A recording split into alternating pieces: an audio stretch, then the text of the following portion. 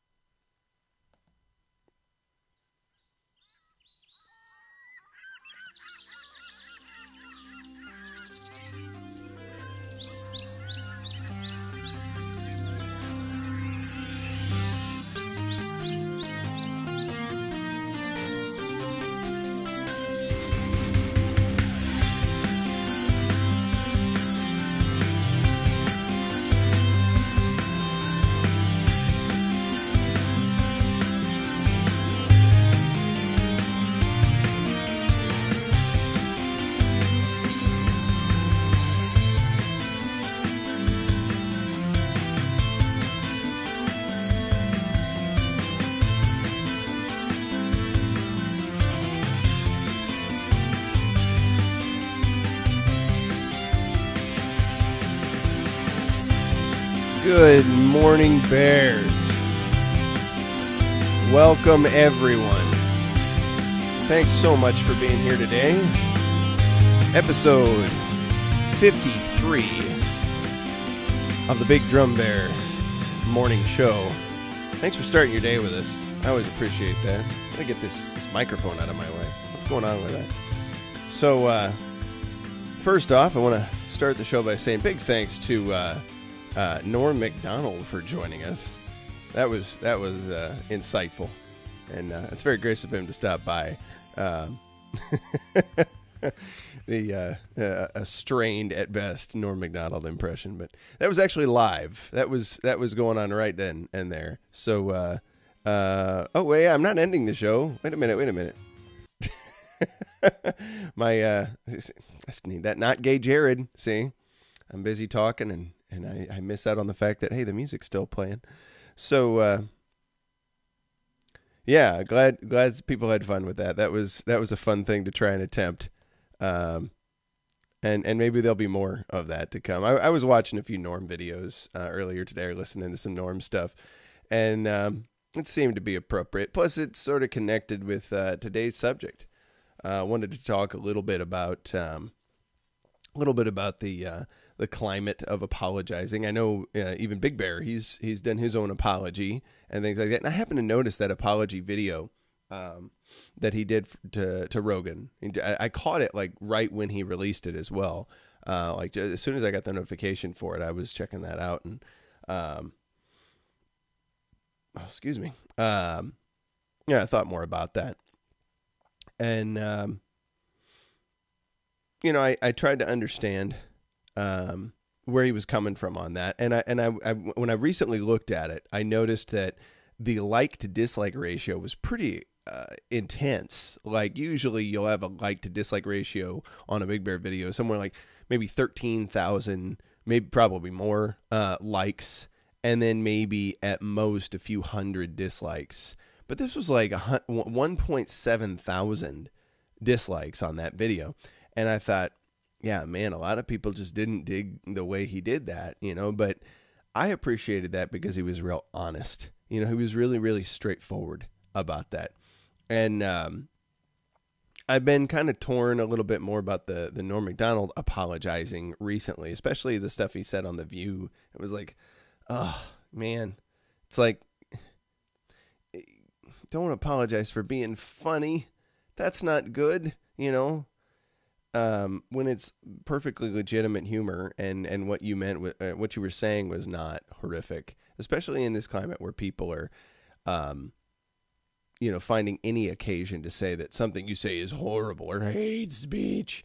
It's important, I think, to maintain a clear understanding of the purpose of an apology and, when and where that's warranted. But we'll talk more about that as we go on.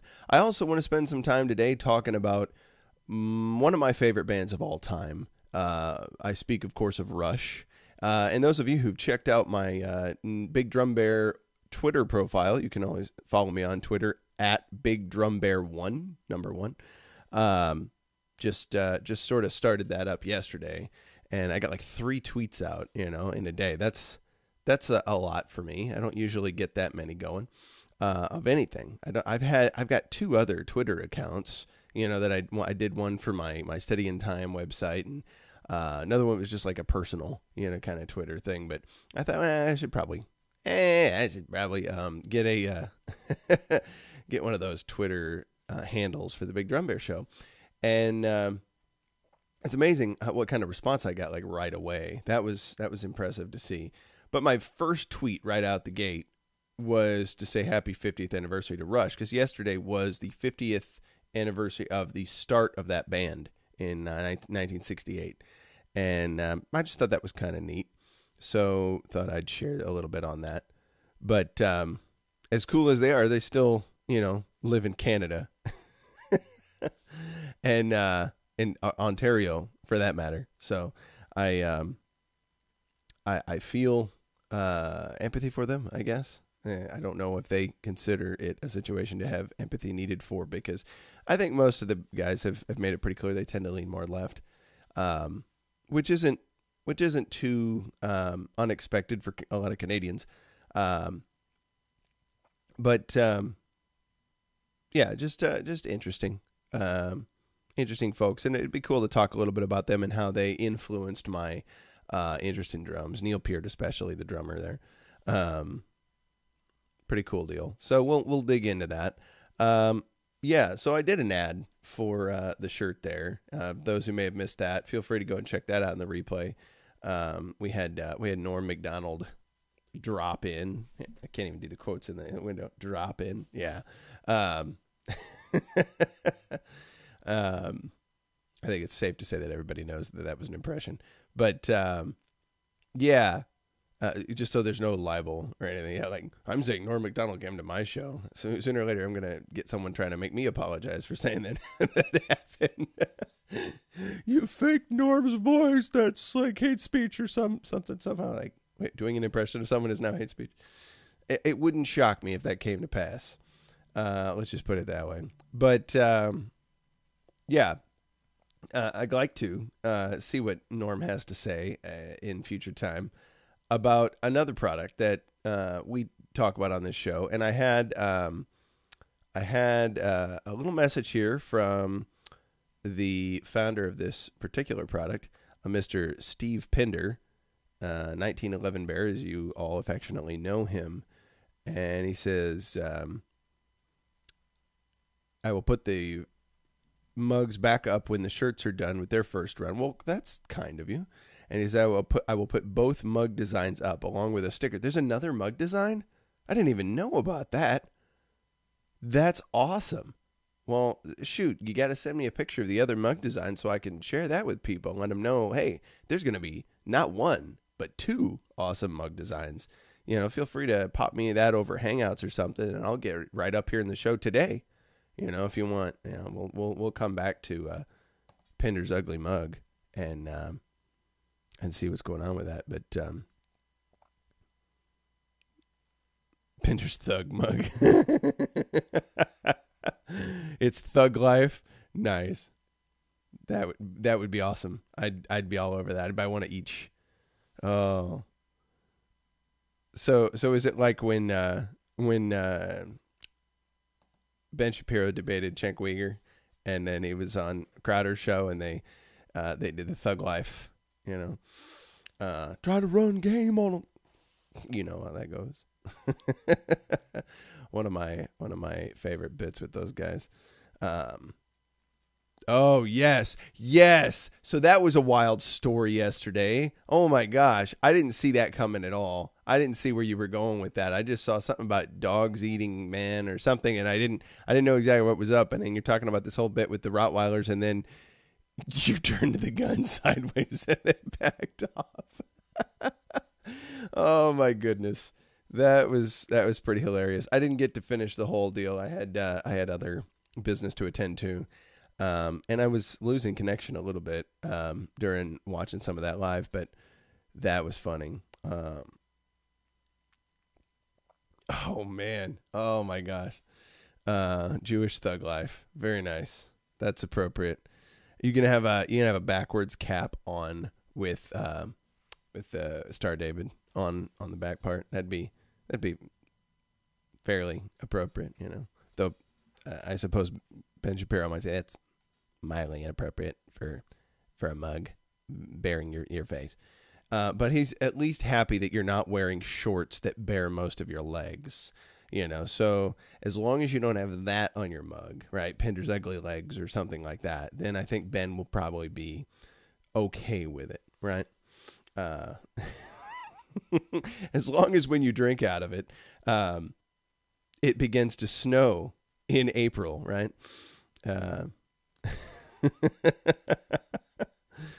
Oh my goodness. Oh boy. So at any rate,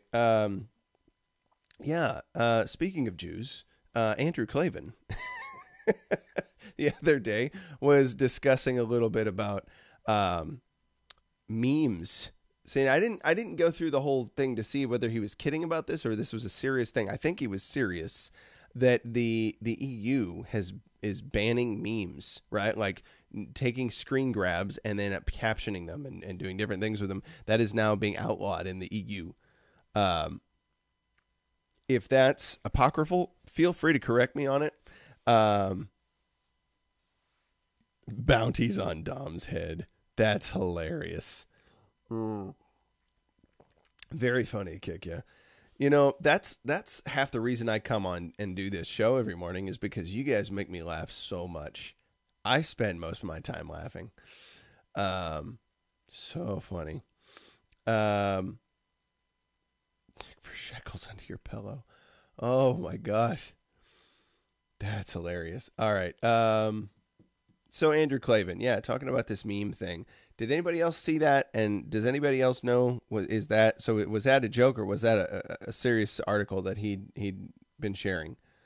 I needed to finish that and I didn't get time to finish it. Well, I probably had time, but was otherwise occupied. Let's put it that way. If anybody saw anything about that or is familiar, feel free to mention something here in the chat. But if not, I'm going to go back and check that out later on and find out if the EU has actually banned memes. It wouldn't shock me in the least because I know in Germany, they was it Germany? No, it was in England, right? Where the guy was jailed for or fined for teaching his dog to sig heil and then putting a video of it on Facebook. So that's illegal, apparently. That's a hate crime. Thank you, Kikya, for posting the link. Count Dankula. That was real. Is trying to make memes illegal. Unreal, man. It's like let's penalize everybody because we don't like what one group of folks is doing. Like everybody suffers kind of mentality. Like when I was in the army, you know, and we would have a commander or something who would use that type of discipline. Like everybody hated it, man. Everybody hated that. It's like we've all got to suffer for one dude's mistake. And it's one thing to do that in a military, right? It's one thing to do that in a military where there is a hierarchical structure. You know, there is, there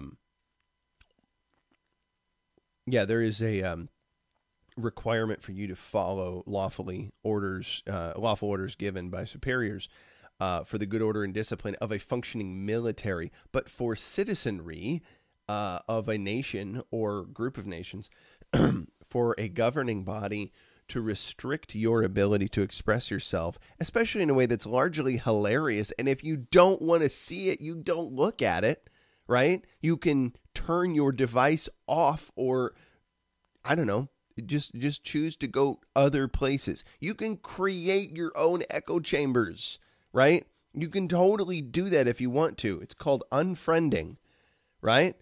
Removing such and such from your feed. I've heard people say this, like, no, it's just you're forced to view people's hate and things online. No, you're not. No one is gluing a phone to your hand and stapling your eyes open at all times, so you must view anything that you find offensive or horrific that comes up in your feed. Get rid of the people out of your friend group that put that stuff out. Or get off of that platform if you don't want to see it. You still have choice. Oh, my goodness. Oh, my goodness. It's just mind-blowing that simple little responsibility. I said the R word. Is no longer considered something that the average person is capable of. And maybe I don't have the full picture on that. I'm willing to concede that possibility, right? The possibility. I'm not inclined toward it, but I'm willing to consider it. Yeah, that's disturbing as crud to me. And it ought to be, I think, to a lot of us. If we have any concept of the depth of that a governing body can say, no more memes for you, you know. Pardon me. Yeah, don't have the cough button. I have the coffee.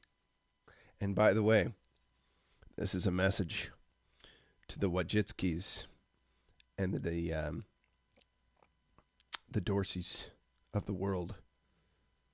Resistance is futile. And Big Bear will stream again. He will twit again. It will happen. Just be aware. The memes will flourish. Resistance to the meme. It's bad. You know, one of the thoughts here that just now occurs to me, I wasn't thinking of touching on this at all, but hey, why the heck not? It's my show. Something that Inspector. Hey, by the way, Inspector, thanks for the Instagram plug. I really appreciate that. That was way cool. I dug that. And thanks to all of you that shared my celebration of 100 subscribers on YouTube yesterday. That was awesome that I ended up getting on Twitter that same day that happened. So, excuse me, I'm super psyched about that. I mean, we're already stepping over 100, and I'm looking forward to the next 100. I'm looking forward to the next 900. You know, getting us over that 1,000 mark, and it just amazes me that that's even possible, right? In such a short span of time. It hasn't even been 3 months. You know, some might say, oh, well, you're going slower than I did. And yeah, I probably am. But I figure as I grow, it's going to get more exponential. Like, I'm constantly going to, find ways to upgrade the quality of content here. You know, there'll be other funny bits that we'll get in here, other hilarious things that I'll try to come up with, maybe even pre-planned and not like improvisational, which could be even more funny. Have a funnier punchline than just a crack whore, you know? Even though that's totally appropriate. If you don't know what I'm talking about, you need to go back and watch the beginning of the stream. Got a nice word from Norm MacDonald popping in for a minute. So, at any rate, ruin a commie's day. Thank you, Kodiak. That's great. Last Moomin, you plugged my show as well. Thank you. Thank you so much. I really dig that. See, bears helping bears. That's what this is about. And I love that. That's exactly what Big Bear's intention was, in-group preference, and we help each other survive. We're part of a tribe. Is it tribalism? Maybe a bit, but, we're seeking to be nonviolent, if at all possible, at all costs. What's the Jesus quote? And I'm not going to be able to tell you what book and verse, but book, chapter, verse. But I know it's as much as it is up to you to do live at peace with all men, I believe. And I'm paraphrasing it, but I think some of you are familiar with that. Somebody was talking about that recently. Ooh, yeah. BB is definitely offline right now. I know he's busy doing the shows, and he wants to focus on that. Maybe he's enjoying like this time away. Big Bear's probably enjoying decompressing from the social media for a bit. And I don't blame him, He's still here. He's still with us. You know what I mean? It's like the spirit of Big Bear has not died. It hasn't dematerialized and removed itself from amongst us. Even if he is permanently removed from live streaming, even if he never posts another video again, which we know that's not going to be the case, unless he's not living, which I hope and pray is never the case until, ripe old age. We're going to keep that spirit alive. We're going to continue. And I hope we all continue. I hope that what we've cultivated, hey there, Roy Bear. I hope what we've cultivated in this community is more and more of exactly what Jordan Peterson talks about. Building up more of a, what would you say? A resistance to acquiescing to the cultural push that comes with waves of tyranny. I don't know if that's the best way to say that, but I think you get what I mean. Akin to what transpired in the Soviet Union in the earlier part of the 20th century and what occurred in Nazi Germany. That willingness among the people to go along with it, even though you knew it was wrong.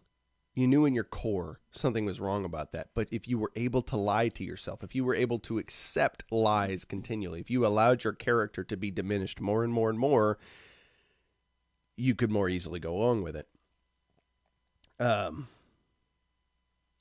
I know my character's nowhere near where it needs to be. I'm very weak in a lot of ways. That's just being honest. It's the truth.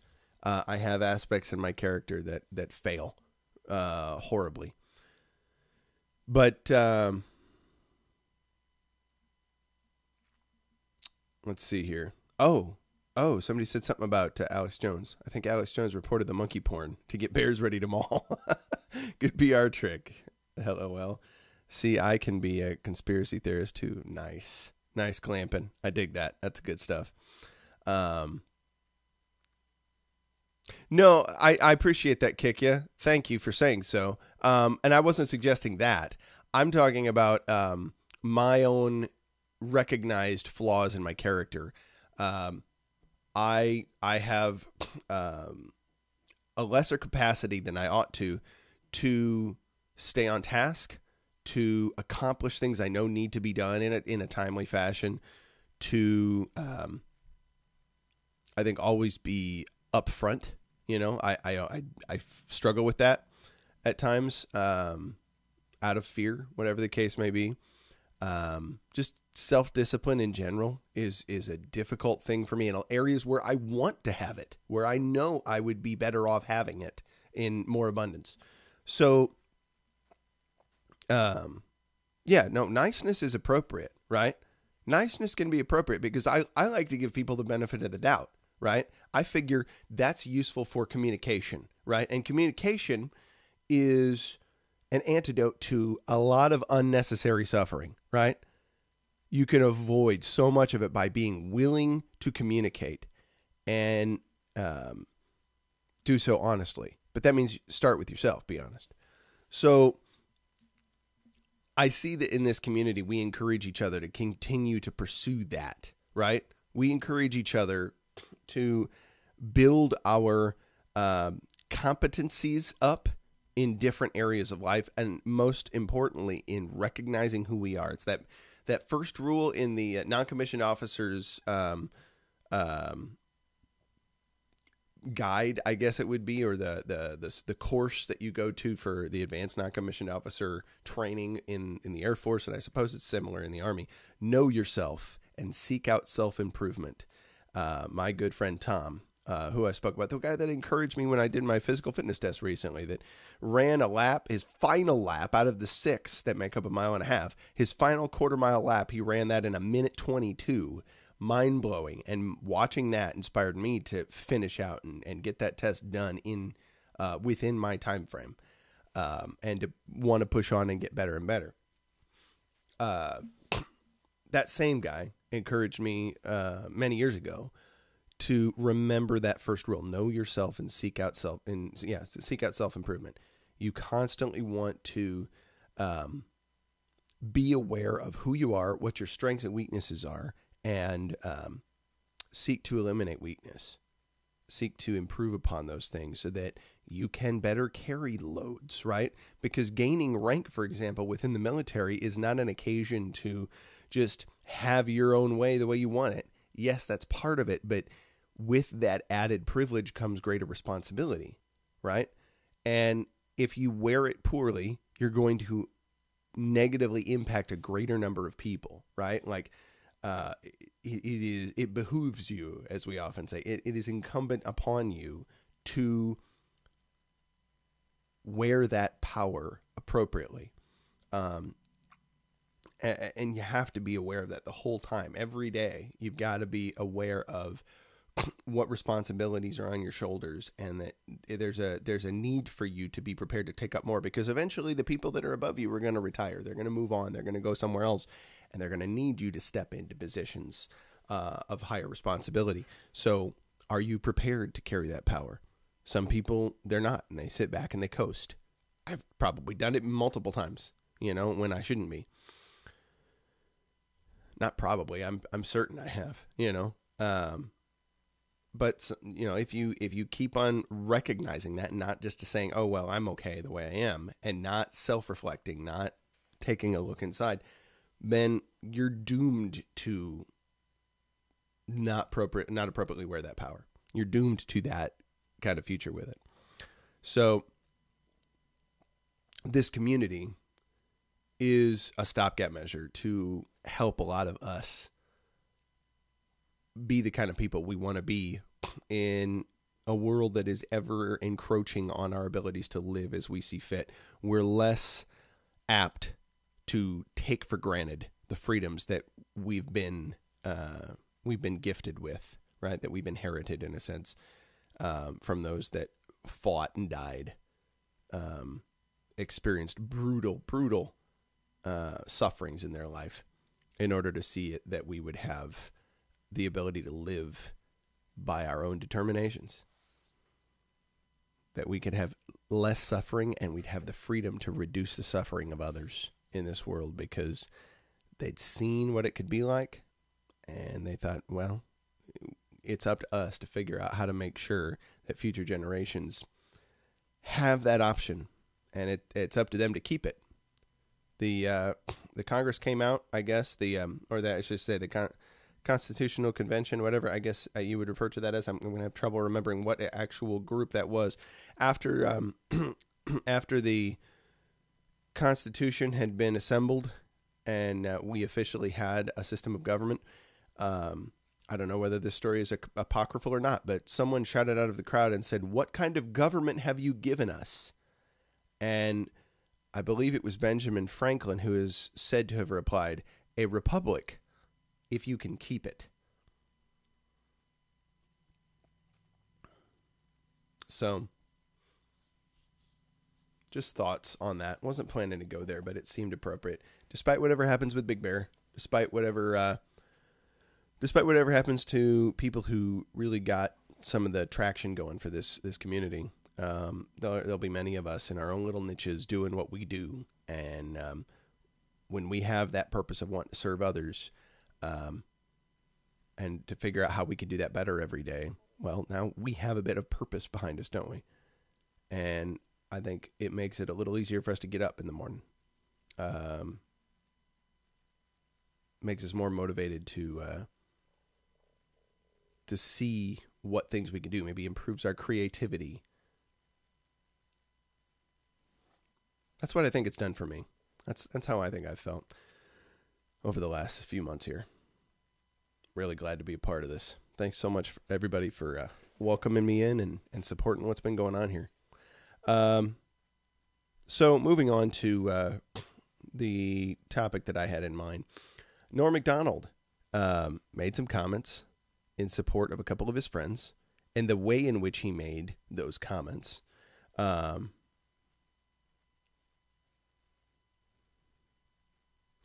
thank you, Kikya. I appreciate that. Yeah, I'm going to continue to see how I can upgrade it and grow it. You know, before I get into that, I should mention that. That's one part of that last thought I was just on that I don't think I tagged. Hey, Fred's here. That's cool. Welcome, Fred. Welcome to all you guys. I'm so grateful. You know, I haven't done this for a while. I'm going to get a little roll call, and then I'm going to get on to what I was just about to say to Kikya. And to all of you for that matter. I'm not squirreling myself. I know what's going on here, but hang on. I'm losing the. There we go. Okay, so let's go back a little bit. So we got in here today. Let's see this because I'm curious. Got Kikya. We got Steve Pender. We got. We've got. Okay, the first several comments were Kikya and Steve. Inspector Bear is here with us, and we've got. Andrew J. and more Kikya and Steve. Boulder's here. We've got the best answers. Oh, excuse me. We've got Kodiak is here. And so far, that is all I see. Huh. Well, if more are here, which I suspect are, maybe they just have it. Oh, Last Moomin and Fred Nort. And,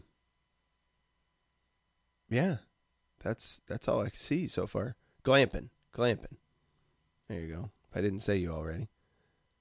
But just trying to call. Hey, Ryan's here. Ryan Mulag. And David Analog Bear, Trina. Can't even, I'm not saying it right. Yeah, Roy Bear. And let's see who else.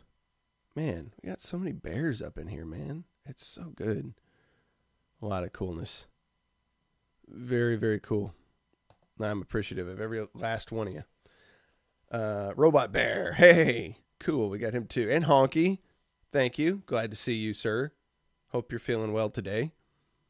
It is a new day. I'm going to endeavor not to do that today, Honky.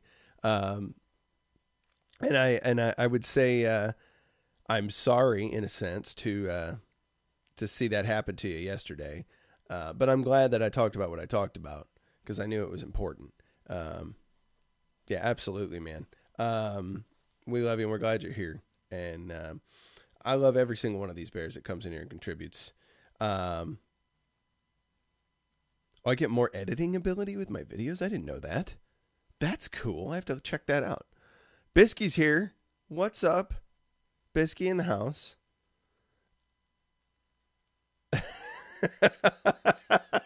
Honky punch. That's awesome.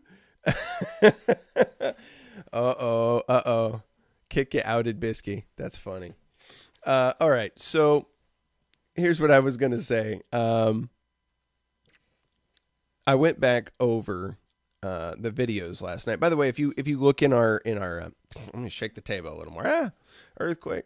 Not really. Not in Illinois.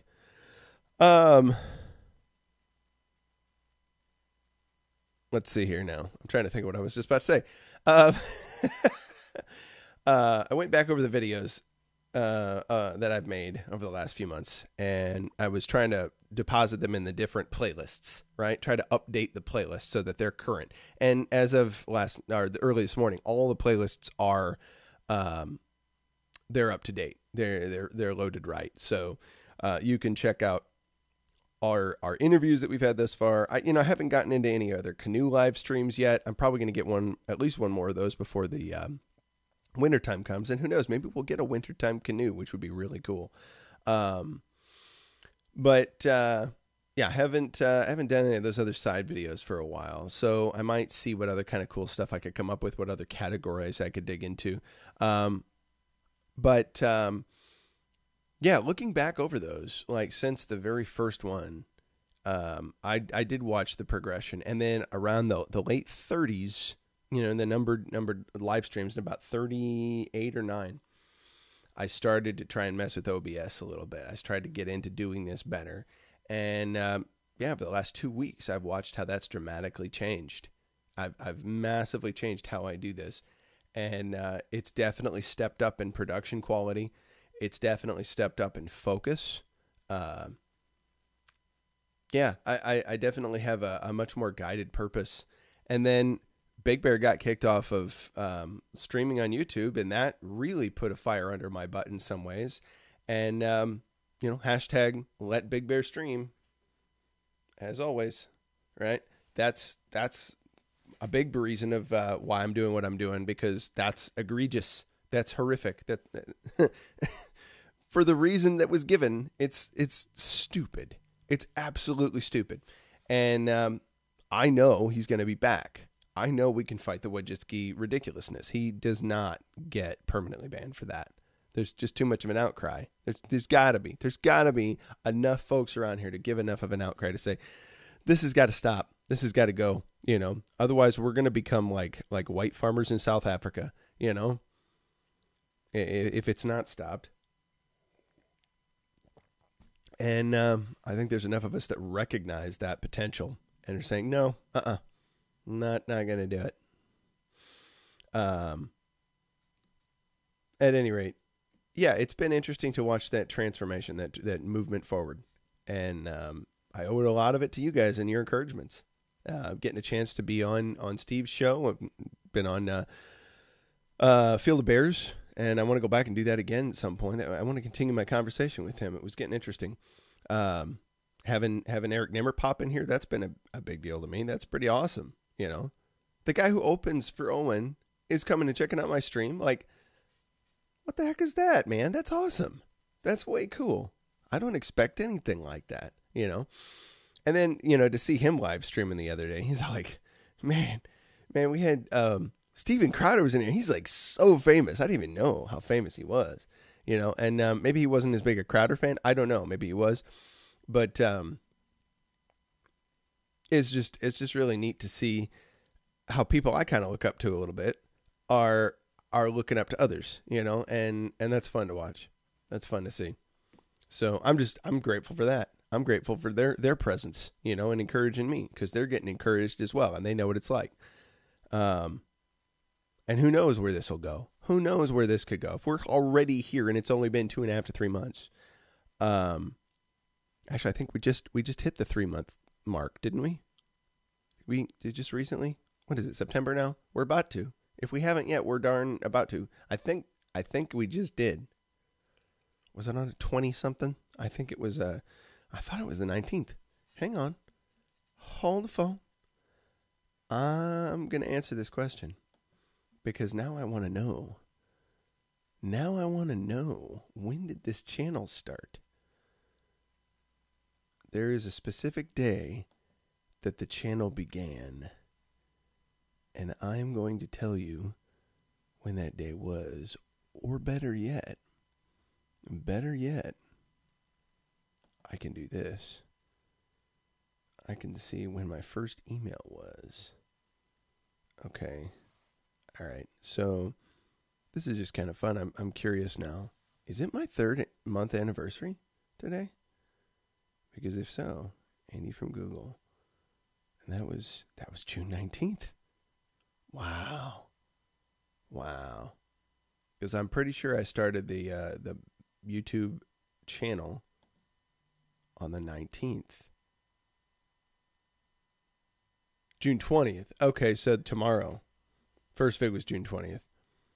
I started the email account on the 19th. That's what it was.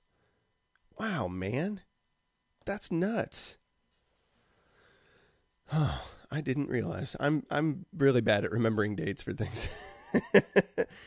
Well, yeah, and I published it same day I made it. So, yeah, we started this on the 20th, didn't we?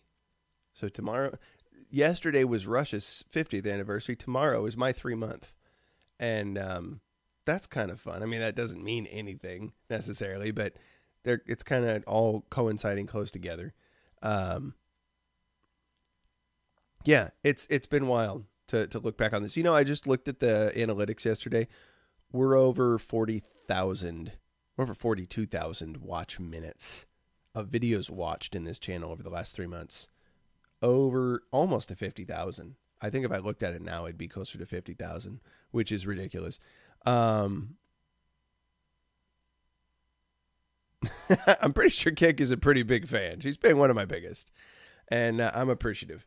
But Kick, if you end up like outside my house or something, then I might have issues. You know, that could be a problem. Like if I suddenly discover you like trying to catch pictures of me feeding Chunk in the morning or something, then we might have to talk, you know.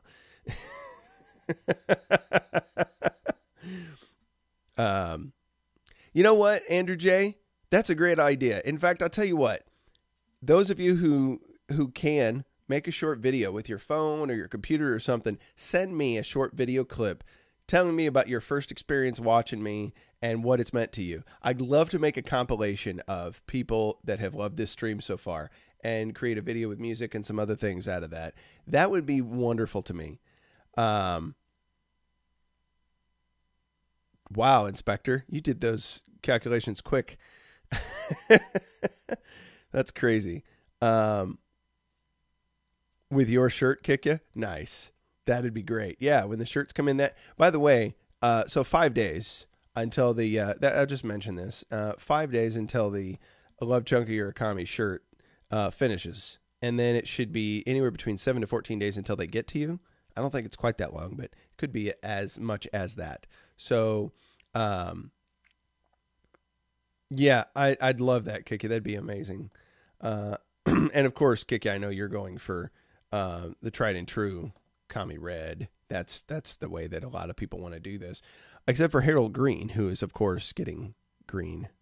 Yeah, so you have 5 days left to get yourself one of these, and you have less than a week and a half until you too can have a Pinder's ugly mug.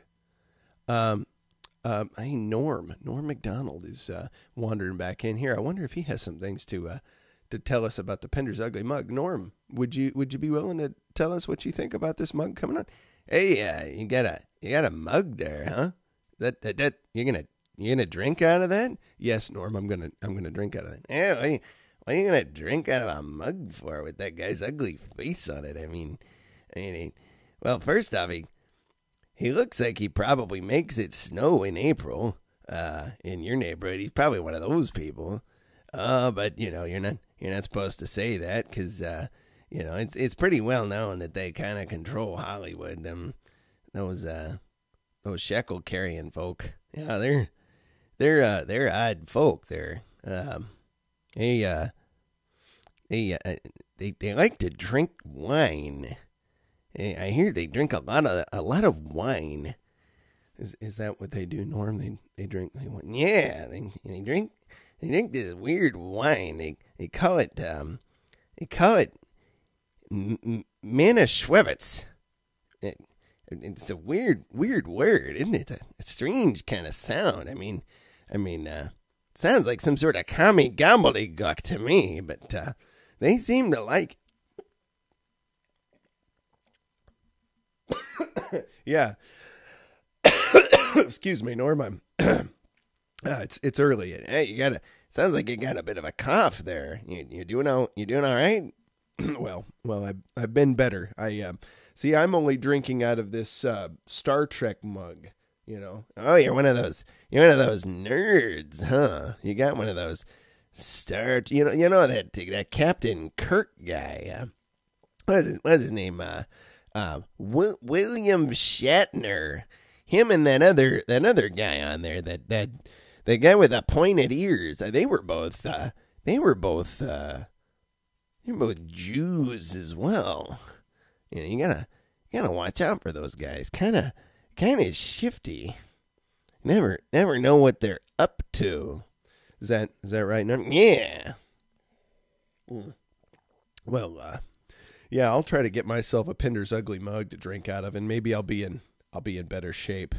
Yeah, you should probably do that. Just be careful when you drink out of it. I mean, it's still made by a Jew. I mean, I don't know.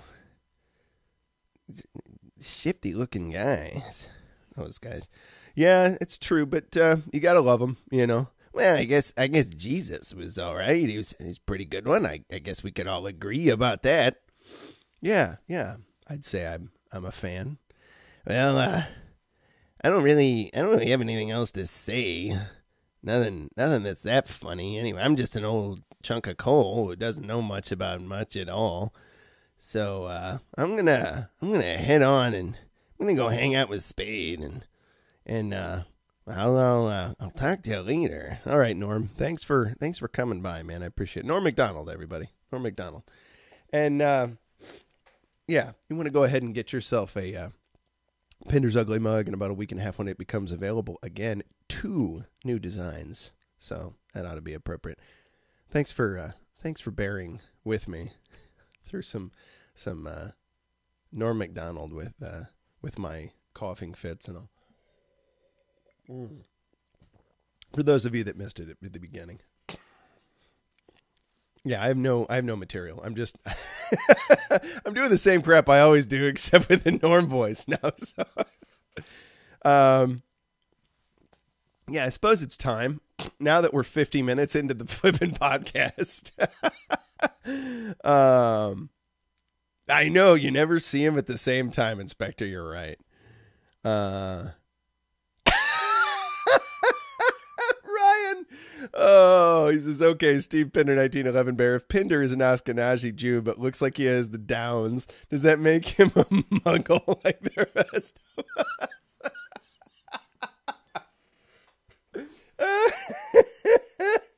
Oh. Last Movement has a great idea here, too. Yeah, the Love Chunk instead of Love Shack. That could be great. I'm going to see what I can do about that. It's going to take some work. And, man, I've got so many good ideas. But, and you guys toss so many great ones my way. So, yeah, just need to figure out how to make those things happen in some sort of timely fashion. I'm still really interested in playing Hot for Teacher for you guys, because I've had a few different people ask for that. Pants, Face, Feet, Bear. I can't pronounce it. I can't remember how that name goes because it's too funny. And then, of course, Mayor Macbeth have requested more than once that I cover Hot for Teacher, or at least the intro solo. And that is not a joke. That is ridiculously difficult. But we'll talk about that in a moment when we get to the drumming. I do want to, or at least talking about drumming today, I do want to just touch on the Norm thing. So he apologized. Norm apologized.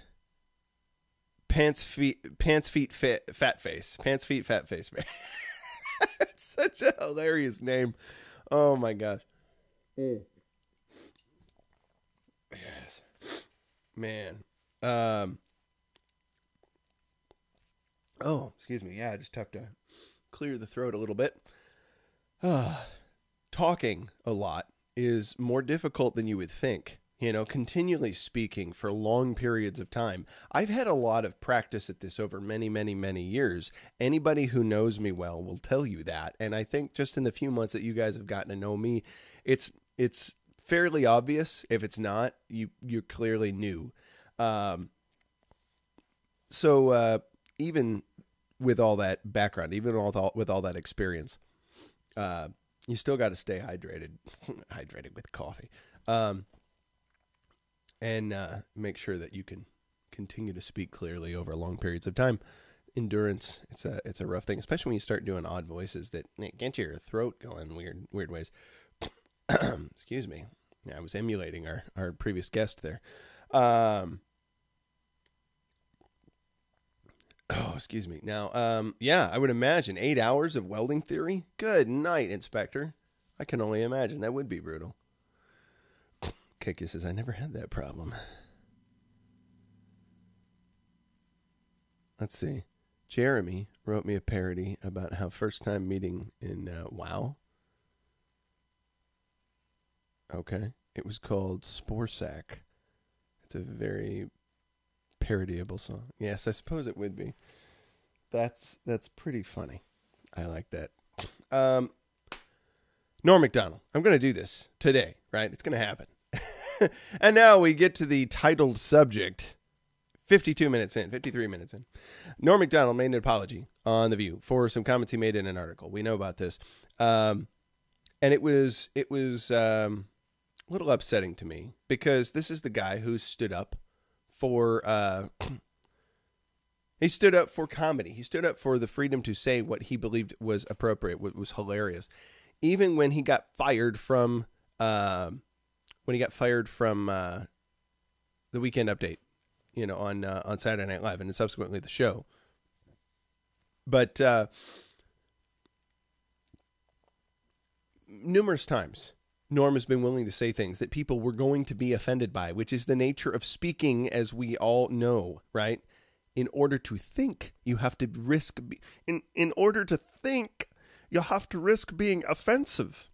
And, yeah, he has no problem doing that, right?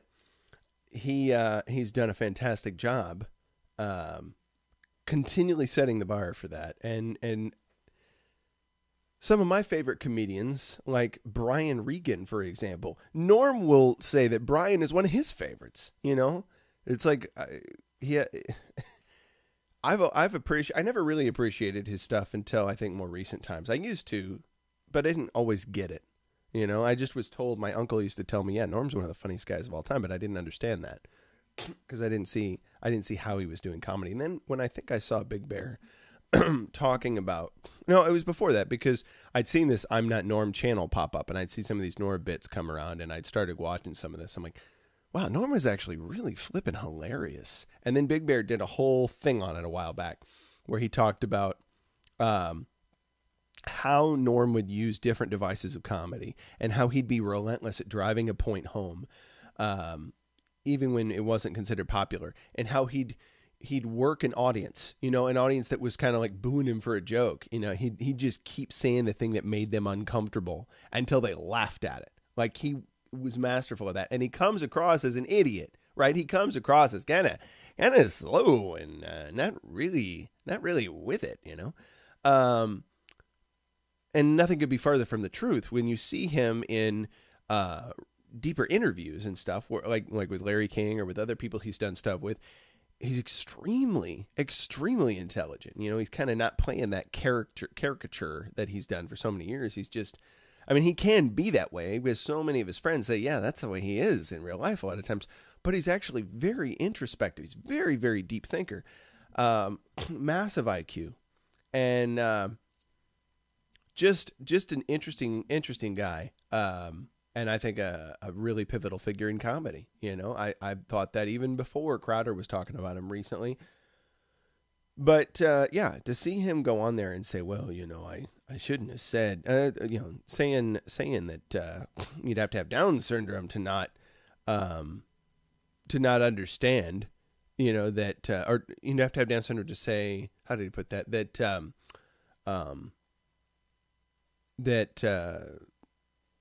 the victims haven't suffered, you know, of sexual assault and things of that nature from Louis C.K. You know, like that's obvious. You know, that's all he's saying. He's not making fun of Down syndrome people. He's saying that Down syndrome, one of the symptoms of that is that you process things slower. That is the nature of that condition that people deal with in life, that challenge, if you will, however people want to put that, right?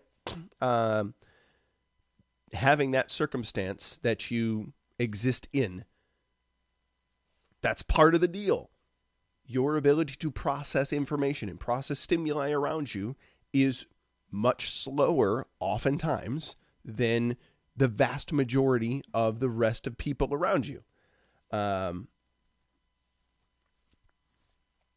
so to make mention of that was not at all a cut or a dig.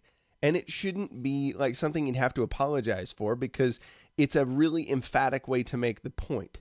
And when you make him responsible to apologize for the usage of that in a way that wasn't offensive in its intent to people with Down syndrome, that wasn't the point of it, then you do two things. One, you don't allow people that get offended about that to have emotional responsibility. My wife taught me something in the early days of our relationship. And she talked about, like, I would get concerned sometimes that maybe, you know, I said something or did something that might have hurt her feelings. And she'd given me no indication that that was the case, you know. But she told me, I know you get concerned about that at times. And I want to, you know, douse your fears a little bit on that. I started learning some time ago that I'm responsible for my own emotions. Like, nobody else makes me mad. I feel mad in response to what someone might say or do, but it's my choice as to whether or not I stay that way, right? It's my choice as to how I'm going to manifest that response. Maybe it's justified to be mad, right? Maybe that's appropriate, but how I carry myself, how I do that, it's not anybody else's responsibility but mine. And there's a great freedom in taking emotional responsibility, a freedom that people miss out on, right? When you stranglehold other people to be responsible for your emotional state, you are putting yourself voluntarily into emotional bondage to be reactionary, purely reactionary to anything anybody else says or does to you. That is horrific. That is awful. That's some of the worst kind of bondage I could imagine. I constantly am trying to teach my kids. They get to choose how they feel about different things. If you don't learn to do that, it's going to be harder and harder for you to do otherwise, right? You're going to develop patterns of thinking that will naturally tend toward expecting that other people are required to make you feel the way you should feel, right? And is that not like the essence of most of the problems that we see going on in a lot of the debates today, a lot of the conversations about different stuff, SJW related issues and such. It's just funny to me that I can kind of ball a lot of that together and calling it SJW related issues. It kind of cracks me up. People that would associate themselves with being on the far left, you know, that people, the offense mobs, the outrage mobs, right? The outrage Ponzi schemes that we see going on so frequently. They are launched in large part by people who do not have emotional responsibility. They don't even conceptualize that, I think, in a lot of cases. And it's like, it's horrific. And at the same time, it's like so sad to me. Like, I'm frustrated at times in response to them doing that, but I feel like massive empathy for them because I know that's just got to be an awful place to be in your own head, right? To not know, to not have an assurance that you get to choose how you feel, right? I've seen this for people who, somebody else says something to them and they're like, you better not do that, man. You better not do that. I'm you know, you don't know what you're asking for. You know, you're going to push my buttons. I'm not going to be able to stop.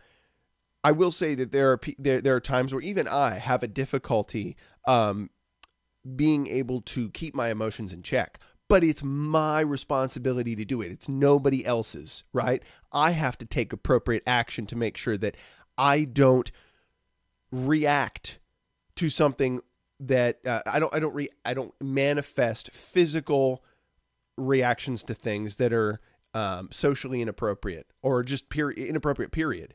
That's my responsibility. Not only am I responsible for my actions, but the emotions that motivate those actions and how I express them. So I have to make a choice in advance. If I know I'm struggling to manage my emotions, I have to take an action that will allow me to dissipate that unstable emotional state and then get back to doing what I'm doing where I'm in full control of my faculties, right? Nobody else's responsibility but mine. And knowing that is humongously rewarding and freeing. I'm thankful for that. Yeah. And this is like straight out of the epistle to the Romans, right? I know the Apostle Paul, or as you know, he would have been called Rabbi or Rav Shaul, right? Rav is like the Hebraic form of the word rabbi. It's how they would pronounce it. Rav Shaul. Rabbi is more from the Aramaic, I think. Rav Shaul is his name, or Saul, as we would say. He, sorry, tangent Hebrew lesson. Was writing this epistle to the Romans, and one of the things he said, I want to say it's in chapter 12, is taking every thought captive and bringing it into the obedience. I'm gonna pull it out. Don't get inappropriate ideas. That's not what I'm saying. Looking at you, Steve Pender.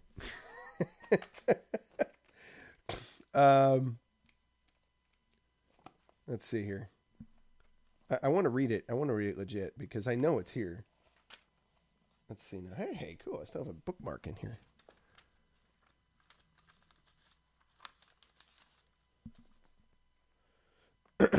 Let's see here.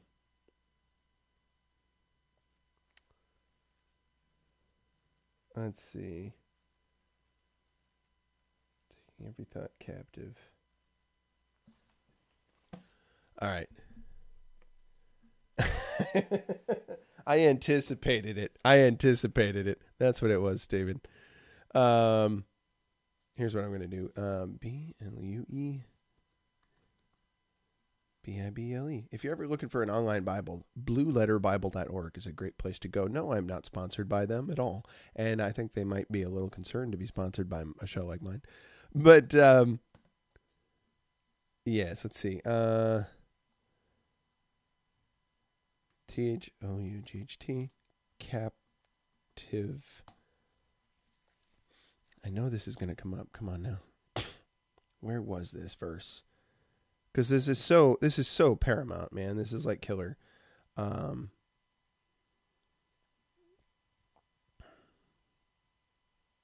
Let's see here. One result in the NIV. Not always my favorite version. The nearly inspired. Oh, it's in Colossians. Or Corinthians, excuse me. 2 Corinthians. Let me see that. Yeah. 2 Corinthians 10:5. But what I'm going to do is go to the KJV and see what this looks like there.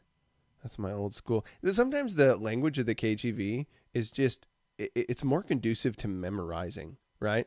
The pace of it and all that kind of thing. There's just something about that. All right, so I believe this is the one I was looking for. Yes.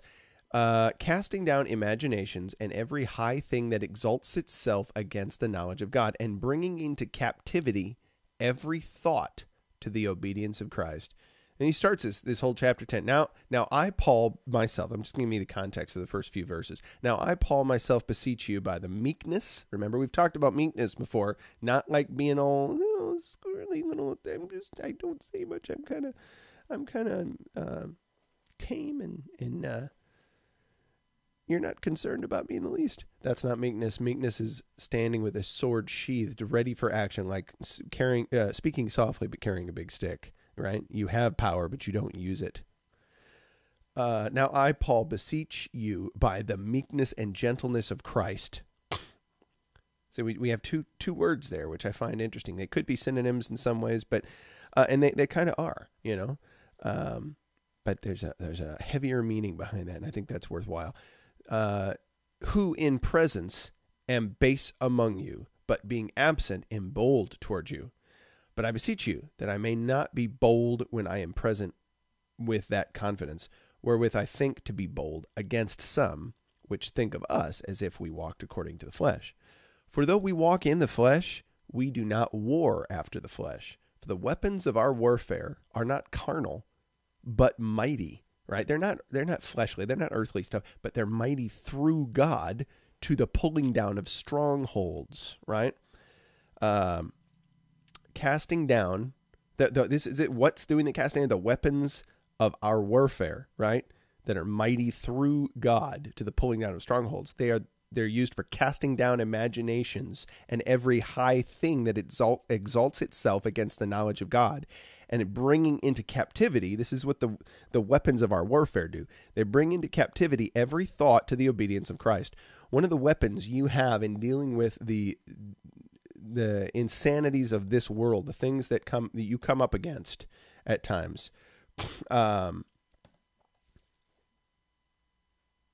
you have this ability to choose how you're going to feel. You have the ability to choose how you're going to react to certain situations that you encounter. You have that ability, right?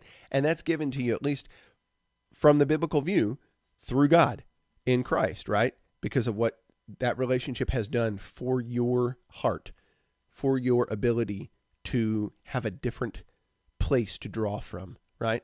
Things that are not of your own invention, right? Not things that you're predisposed to want to do, but you have the ability to do, right?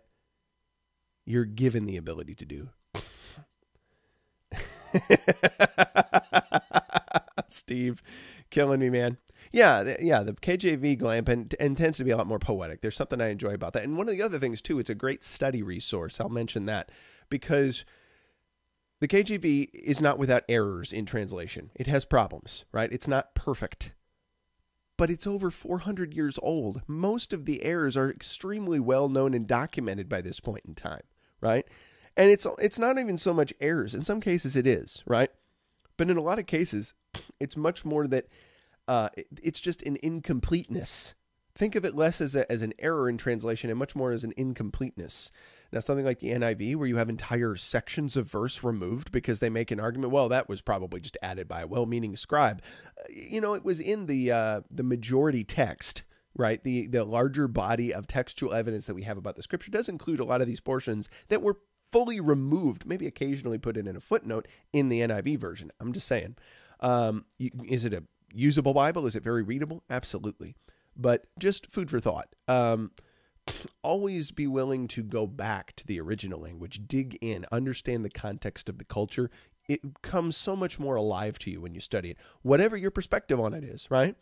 Whether it's something you believe in or not. If you want to get the perspective of the people who penned that stuff in the first place, try to understand it through their eyes, through the cultural eyes, right? And get that full intensity of meaning behind it, because it's so much more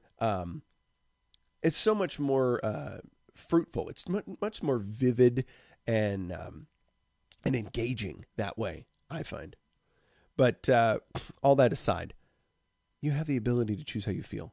And for Norm Macdonald to feel pressured into having to apologize for a well-intentioned use of a word and not to denigrate, like if he'd have said, well, Down syndrome people, they're just retarded, that's actually a little funny. But now that I think about it, but he's not doing that. He's not even going there, That's funny because it's using those two words together. And you can mean that in a very non-deprecating way, what I just said, as an example. But if he was just doing something to slander and cut down people with Down syndrome, which he wasn't doing, right? If you think that, you're retarded,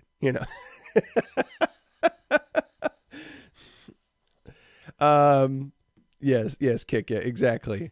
Right. He was saying that you have to be thinking at a much slower rate in similar function to the way people with Down syndrome do, right?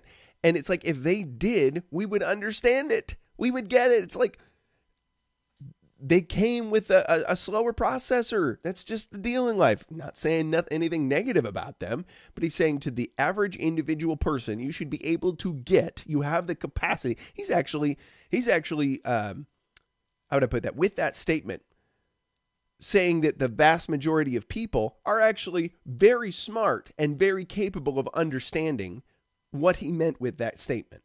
And the idea that there's a controversy about it is ridiculous. That he didn't deprecate victims of sexual assault. That's obviously not the case. It's just hyperbole. It's just dragging our attentions away. It's attempts to curtail people's language and be in positions of control. That's what it amounts to. Dominance. And maybe for some, he's been kind of a white whale, because he's for so long done things and not given a crap about what other people thought. He said jokes at different times that were hilarious. I went back and watched this. I think I talked about this some episodes ago. This bit where, why can't I think of it? Marlon Brando was supposed to accept an award, an Academy Award, for some film. I can't remember. I want to say it was Godfather. I could be wrong. And he came up, or he didn't come up on stage. He sent some young lady up on stage who was Native American in her background. And she said, I'm speaking on behalf of Mr. Brando tonight. He cannot accept this award because the state of affairs for Native Americans in this country and in the film industry is horrific, and the way they're portrayed is just horrific, and he can't stand for it any longer. So he used his winning of that award as a platform to make that statement through this lady. Norm sort of joked about that and played on that incident at an Academy Award show in a lesser award show. Well, what's supposed to be lesser award and lesser prestige type of award. And when Jenna McCarthy, after they had some sort of conversation about genocide and things of that type in a poker game that was televised, she I can't remember all the details of that conversation, but that's out there too.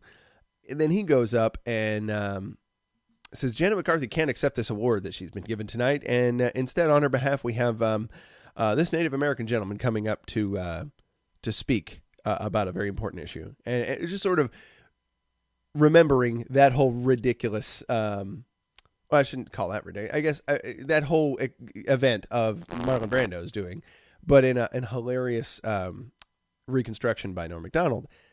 That would be offensive to many, but people who got it, people who understood what he was doing, were laughing their heads off. You saw Jon Stewart, who's a great comedian. He's got a great comedic talent, and he's up there laughing his head off at that because he got it. He understood. And Norm wasn't apologizing for that. You know, he wasn't apologizing to Native Americans for making fun of them in some way. Hey, Blue Sky Bear, good to see you. Good morning to you as well.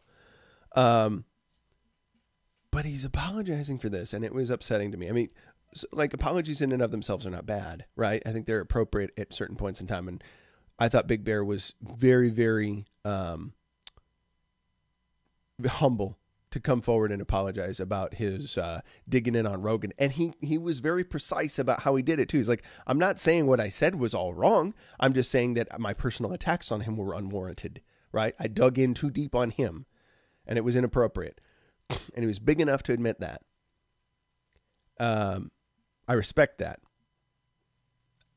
I feel a little disheartened by the way it went down with Norm Macdonald, especially the way he seemed kind of timid and sort of beaten down almost on The View. I mean, maybe he wasn't. Maybe that's not the case, but that's what I took from it. That's what I got. And I think it's important that we understand that, you know, well, maybe I don't even fully understand it. Maybe that's why I'm curious about this. What would you guys think? Put that in the comment section. That's going to be our thing today. In the comments for today's show, I want to see your thoughts. What do you think the purpose of an apology is? What's the use of an apology?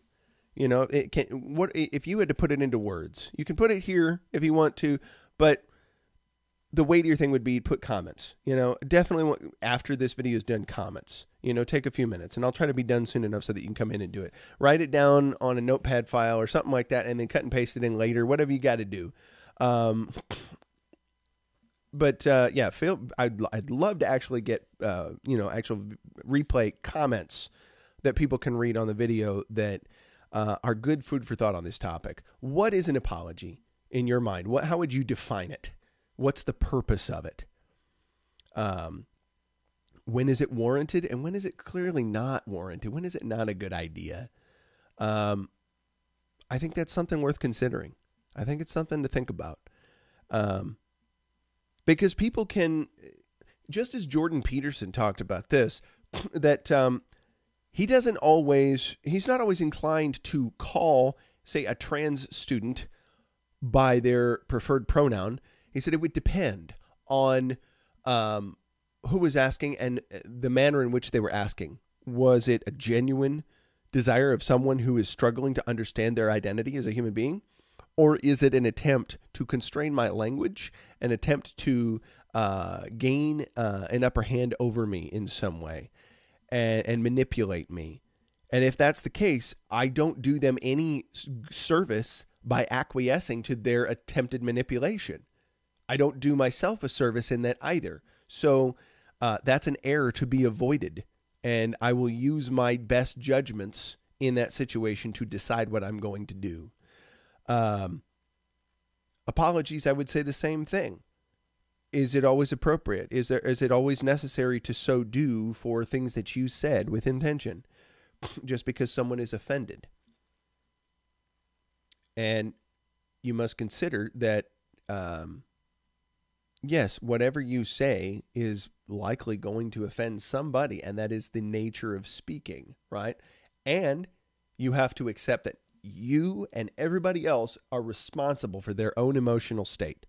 You are not responsible for anybody else's state of emotions, right? And how they are feeling at any given time. Doesn't mean that you go out wantonly, like, abuse someone verbally, right? You do have a part to play if you're verbally abusive to someone, right? Directly, but a general comment, not directed at people specifically. Or maybe it is a specific comment, which is retaliation to an attack. Whitney Cummings, for example, looking like a melted candle. Valid attack on someone that called you a white supremacist? I think perhaps. Is it something I'm necessarily going to do? I don't know. I've not been in the situation to that degree. I was in a situation where people mercilessly attacked me verbally when I was a kid.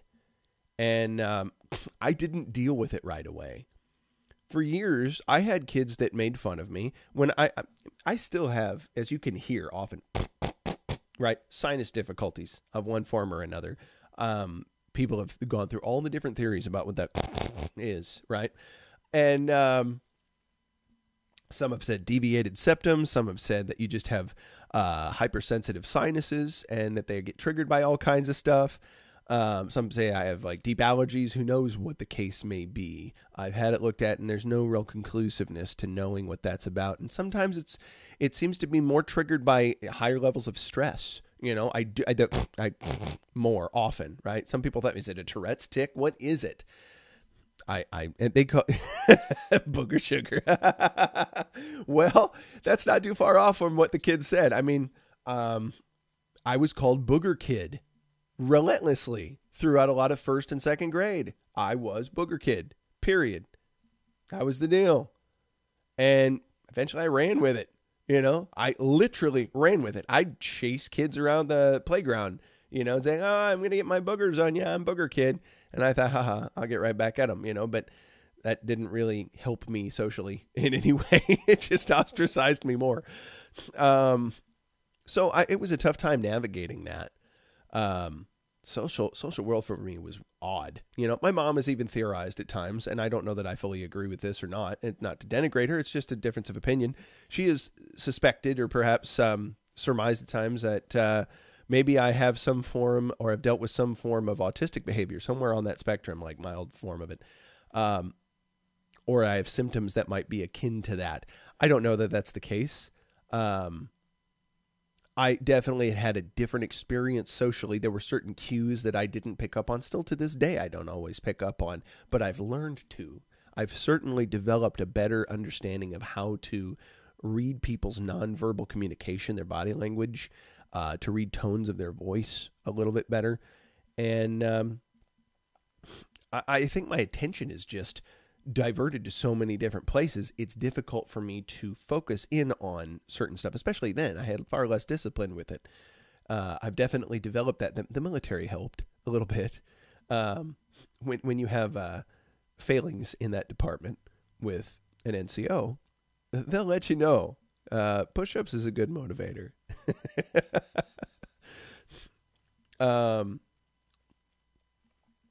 Do I ever have, when I sing in front of a crowd? I did have an incident in 6th grade. I remember this 6th grade when I was doing a report, I guess, or a presentation with 2 other classmates.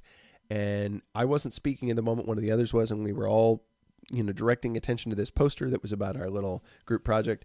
And I pointed at it really cheesily like this. I'm on the far right side of it. And just as I do that, I sneeze and my nose explodes and I'm snotting all over the place. So I just emphasize the whole booger kid. I'm in a brand new school at this point. Like I'd been in the new school district for like 2.5 years at that point, and I hadn't helped my case. I was still like the outcast in a lot of ways.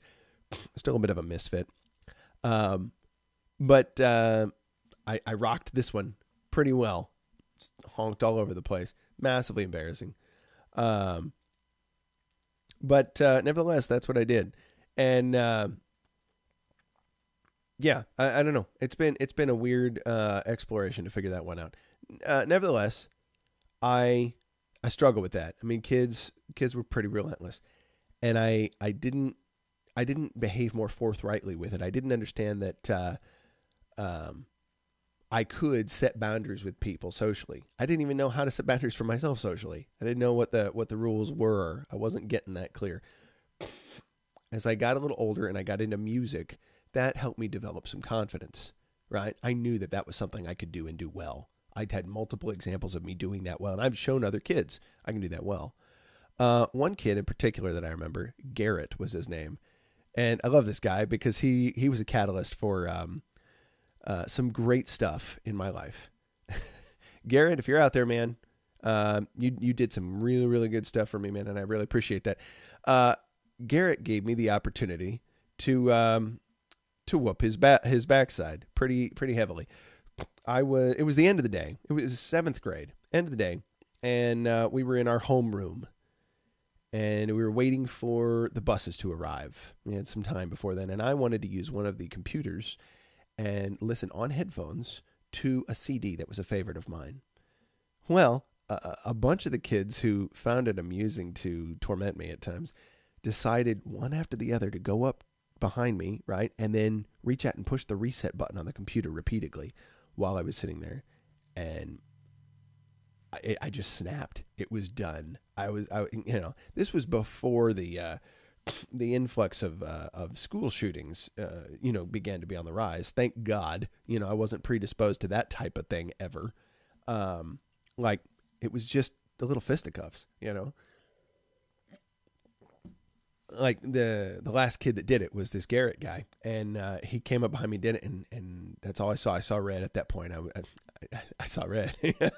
I did the opposite of my whole T-shirt campaign. I saw red, and I looked at this kid, and I just went at him. I ran full force at this kid and knocked him on the ground, knocked him on his butt hard, and just started wailing on him, just digging into him. And the teacher had to yank me off. We went down to the principal's office, right? And I was in tears that I had reacted that way. I was in tears that had gotten to that point. It was like, how did this happen to me? I didn't let the steam valve off ever about this stuff appropriately. Music was helping, but I was still a social misfit. And so this went down because enough was enough. And I drew the boundary clearly. You know what happened? We went to that principal's office. You'd think you'd get in a fight like that. You're suspended or expelled, whatever the case may be. This kid immediately took full responsibility for it. He said it was my fault. I was teasing him. I pushed his buttons. I've been doing it for a long time, and I know it was wrong. And I was blown away by that. We didn't have problems after that. Like, he and I got along decently, I wish him well. I hope he's had success in his life. I think he's been married and had kiddo, at least one that I know of. Good guy, great saxophonist too. He's a great tenor sax player. We played together in the jazz band. I played baritone saxophone for a 7th grade year and 8th grade year. Both of the drummers quit, and so I became the drummer in jazz band. But yeah, sometimes kids do. Sometimes kids need to work out their issues. And boy, I gained a lot from that day. I had one other incident where kids were pressing me. One other occasion where kids were doing that to me in 8th grade. Because I still was figuring it out. But kids were coming after me, man. They were giving me the business, and I let them have it. And that kid that was pressing that in the 8th grade situation, he and I ended up getting along great later on in life. He's a wonderful guy. Eric, wherever you're at now, man.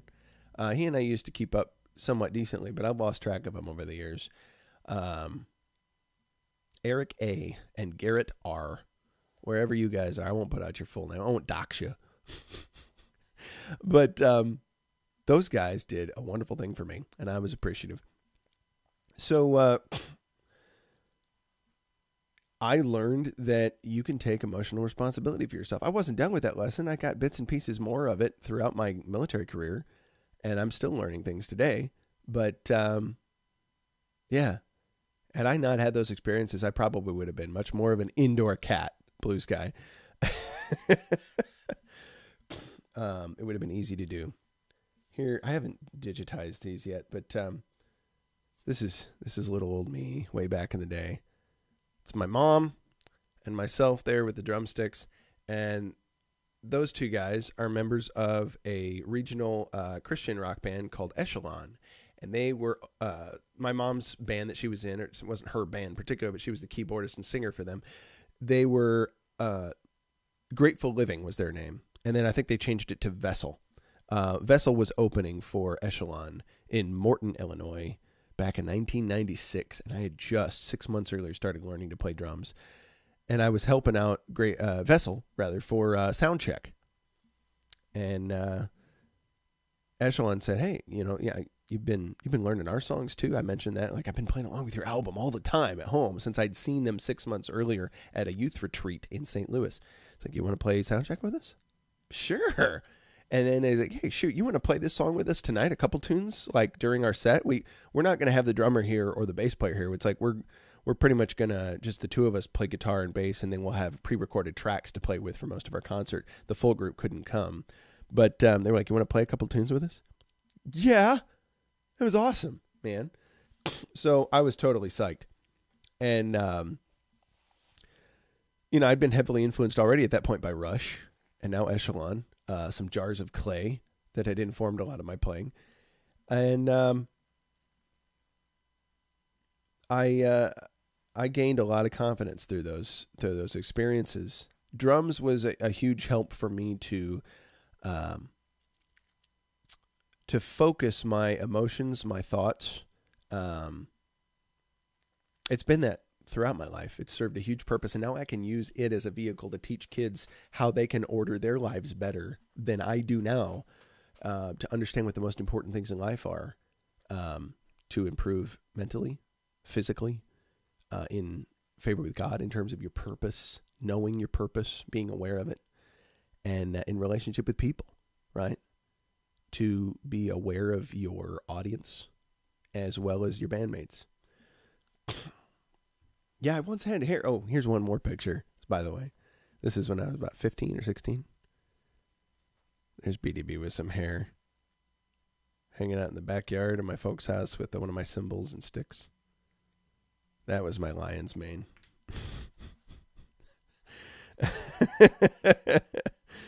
Oh, man.